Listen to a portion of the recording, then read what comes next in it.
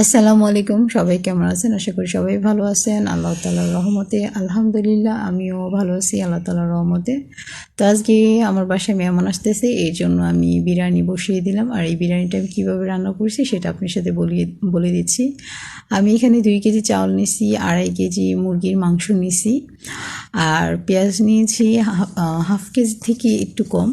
প্রথম half KG পেঁয়াজ দিয়ে আমি খুব ভালোভাবে নেড়েচেড়ে লাল লাল করে ভেজে নিলাম। তারপর দিয়ে দিলাম আদা রসুন পেস্ট, তারপরে দিয়ে দিলাম আপনার এখানে ধনিয়া গুঁড়া, মরিচের গুঁড়া দিয়ে খুব ভালোভাবে মাংসগুলো দিয়ে আমি ভালোভাবে নেড়েচেড়ে, এইখানে আমি অন্য বেশি কোনো মশলা ইউজ করি নাই, যেহেতু এখানে আমি বিরিয়ানি মশলাটা ইউজ করছি।